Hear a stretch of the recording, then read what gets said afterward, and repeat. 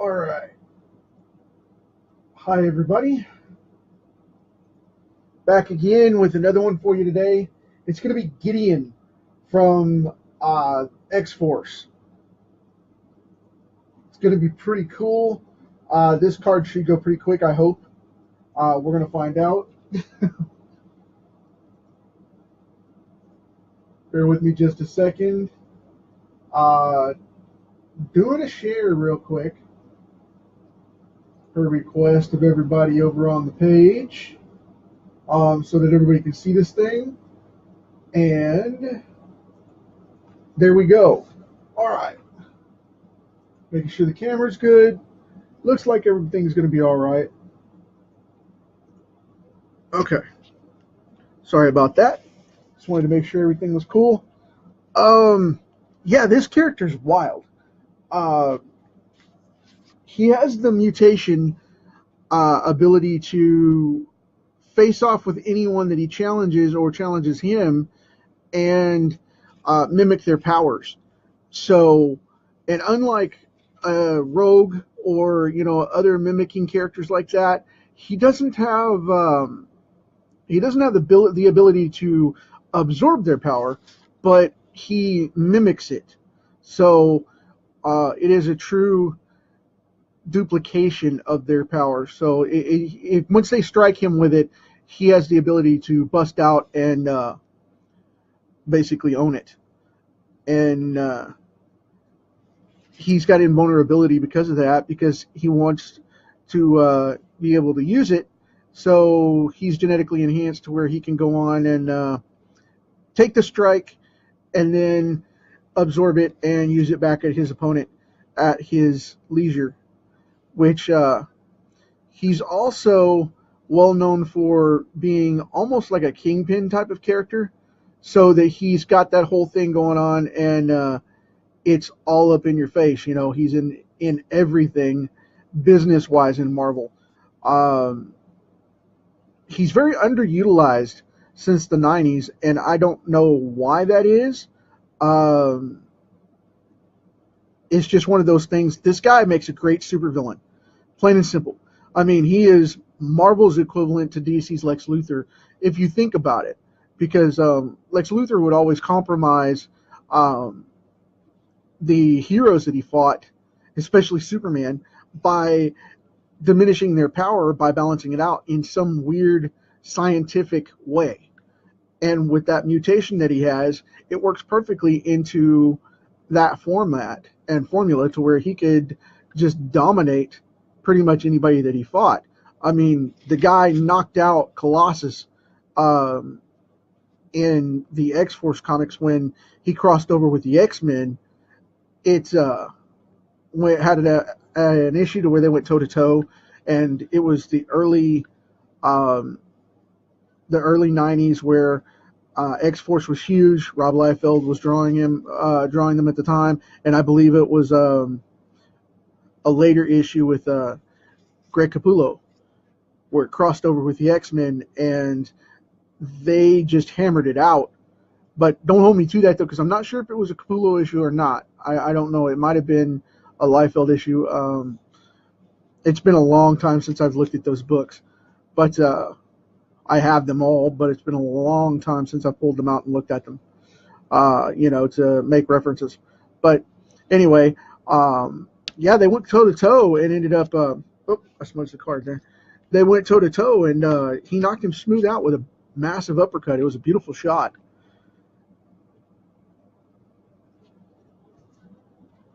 And this dude is not to be taken lightly. It was amazing to watch those, to read those old characters like that in their prime, because nothing had been done like that before. That's back when, and I've said this numerous times, that's back when the Image Boys were taking over and changing the market.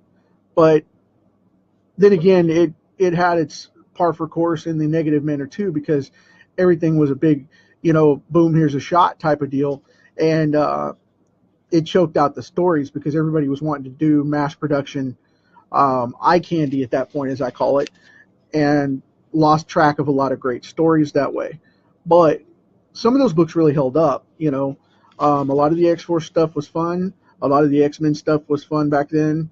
Uh, but unfortunately, a lot of the later books suffered. The Image clone strike, which we had that going on, where every other book was a clone of the exact same thing. Um, they were mass producing books and not making them of quality at that time. They were making them all about the craze of the bubble in the moment, and they ended up killing the market because they flooded them too much. So everything is par for course, and you have to pay the price at some point for that kind of fame, and that's what happened. The market bubble burst, and we ended up with the depression of comics. So, and they haven't been instigated in that level since. I mean, even with the Nightfall from DC Comics and Superman's death coming out in the late '90s, still didn't save the market. I mean, it was the last big boom before comics values decreased, and I think that's part of why. And I'm not going to go deep into this today. I've done it a couple of days, and I don't want to do that again. That's part of why I'm so excited about the demise and deconstruction of Marvel Comics through Disney, the way they're doing it, because they're going to increase the value of the comic books instant gratification for that. It's just going to boom and pick up those values. So I'm hoping that's what they're looking at, is boosting the properties in limited discontinuation. If they don't come back, though, that's going to be rough. It's going to be hard to get the level of following and fan base that they had before if they go off and completely cut down and don't build back up and don't bring something back out eventually. That's part of what happened with their films. Everybody says, well, Disney's great. Well, part of the Disney demise in the film industry was because of the fact that they locked everything away for 40 years, 20 years this, 10 years that, and then brought back out special editions at 4 times the price for a limited run as a quote-unquote platinum or silver collected issue of the DVD collection of whatever animated movie they ran at the time, and it choked the film industry for a little bit. It killed the DVD market because those classic VHS that they had and DVDs originally run went through the roof for a little while. And then once everybody got them, in that new edition came out, it just crushed that market. And a lot of people ate a lot of bad blood, because of that, because it spoiled it. But, I mean, if you're going to take away the franchise and you're going to take it away and you're going to take away the market and you're going to take it away, literally take it away and keep it. Don't bring it back in that way, because that's where comics ate bad business. A lot of people gripe that the internet killed the comics industry, but that's a complete farce, because the comic book industry is still strong. It's just moved into a different place than print comics. So, I don't know where it's going to go from there, but these comics were awesome at the time. And I really wish they'd bring back some of these properties and stop tanking so many of them, and bring back comics to what we know and respect as the industry. So, I mean, they've got an opportunity here to change that direction. Instead of canceling everything out, why not bring it up into a corrected path? You know what I mean? So there's a big deal there. But this is one of those characters I would love to have come back to life, and I would love to see this guy on film. He would be awesome. A lot of people don't know how the New Mutants and X-Force and all that's going to play into all that mess, and I'm one of those. I don't know how it's going to play out. I'll have to wait and see it. But if it's anything like what they're doing with Deadpool right now, this New Mutants thing could take off as a redemption type of thing against the X-Force, the X-Men films, which I don't think they're bad. I like them all right, but they're Fox films. They're not, full on Disney style films. They're not the big box office smashes everybody wants. However, Logan was really good. I have to give credit to that. Logan was phenomenal. Um, that was the Wolverine that I grew up with and uh, know as the character. That was the first time I'd actually seen. Jackman played a great Wolverine. Don't get me wrong, but that was the first time I'd actually seen the comic book rendition play out in that incarnation at all. And I actually got the vibe that was, Wolverine period at that point. And I love those films, but it's just, yeah, there was some variations that were cinematic variations period, and that's the way it went. But I would love to see this guy on film, and I hope he shows up in the New Mutants. I really do. Um, I just think it's a phenomenal character, and he's really underrated. Uh, he worked with Sunspot for a while, and Sunspot was his liaison and his apprentice for a little bit, and they got kind of a Sith thing going on there for a while, where Sunspot was a hero trying to be a hero, and then he lost his way and got manipulated by Gideon, and Gideon was using him as a henchman for a little while, and then his personal bodyguard, and raised him, Sunspot, you're my son kind of thing, and it was just to play opposing forces of the, I'm your father business. But it's just horrible the way that some of this has gone down, and this guy was a massive, massive waste in the Marvel Universe by not being utilized in a better way. But,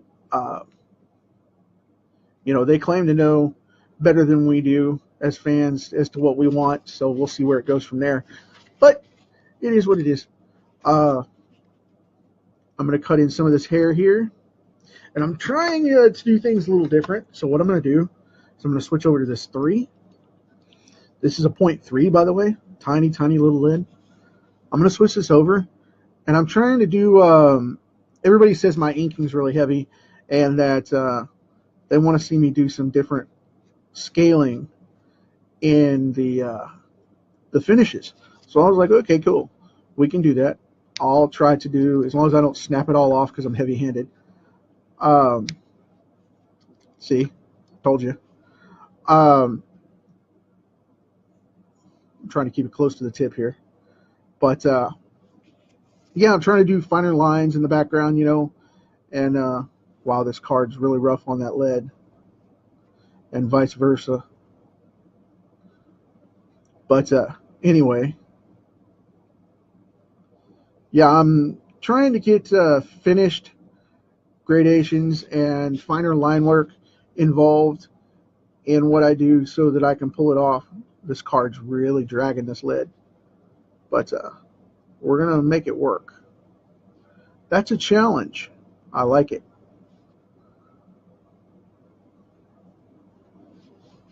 So I said that I would do that, so I'm gonna. There we go.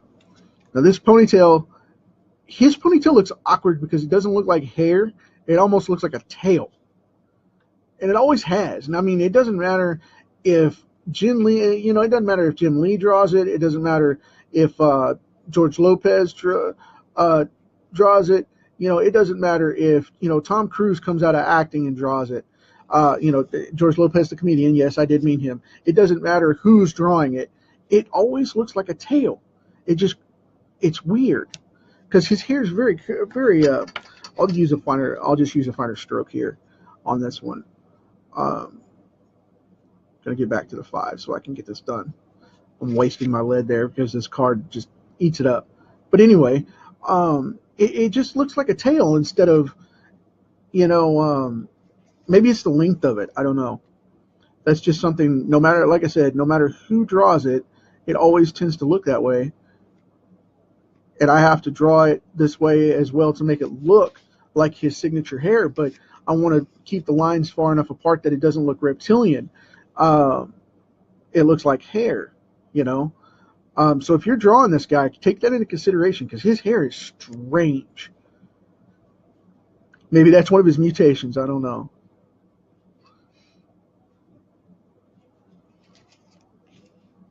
It's a bizarre, bizarre type of hairstyle.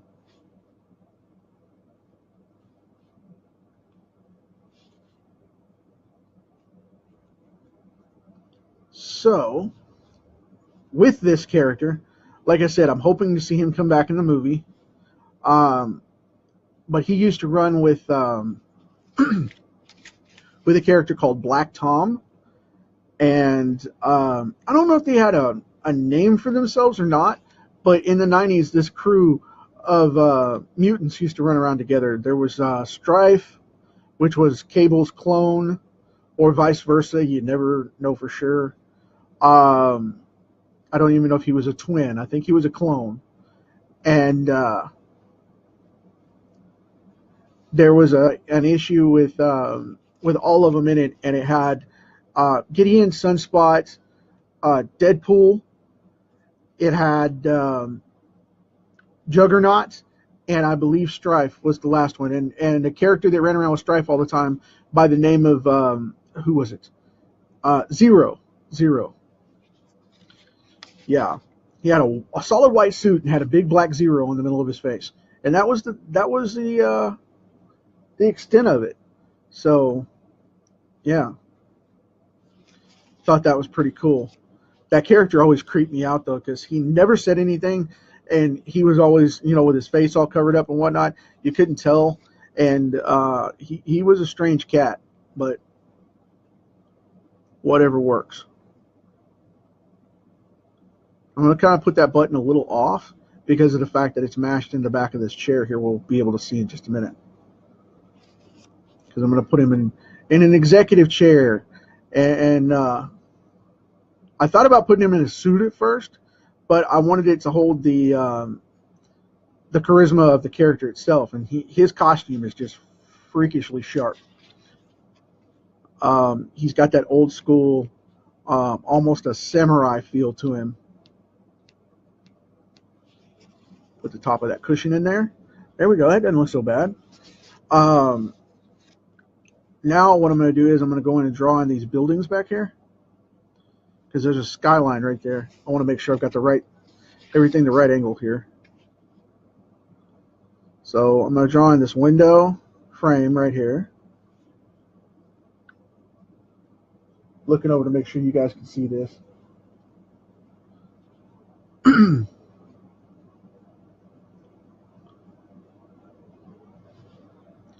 I'm going to blow everybody out of the water here today because I'm doing the card like really early in comparison to what I normally do. And I gave like no notice. Everybody's private messaging me, "Hey man, you didn't do it. You didn't give us notice."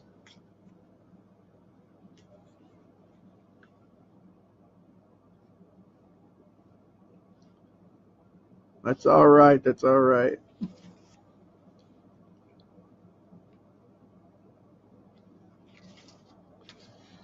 So I'll turn it over this way so I don't keep touching on the lead as much.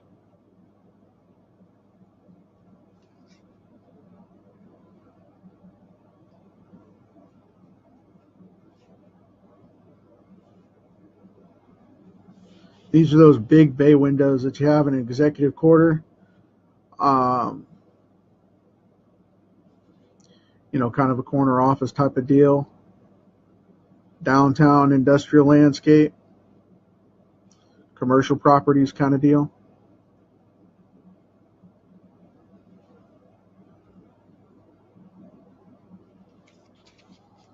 That's going on there.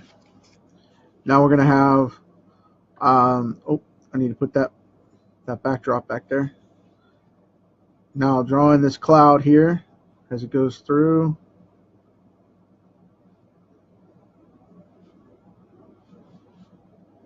Make him have some clouds in the sky.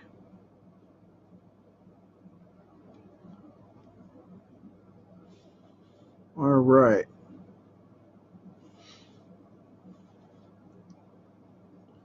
And a little bit of another one right there.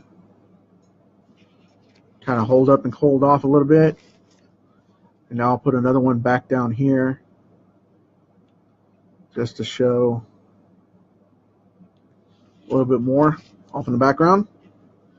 Now, I'm going to leave this open instead of monkeying with that back there. I'm not going to put on windows and all that. I'm going to leave it open for the abstract look. And I think that's going to call it a day. So I think now we have Gideon. And yeah, that works. All right. So I hope you dig it.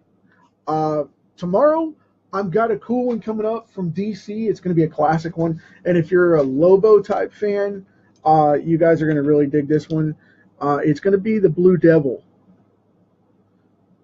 If you like those obscure characters like that, that come in and just shake things up, I think that's going to be a great one.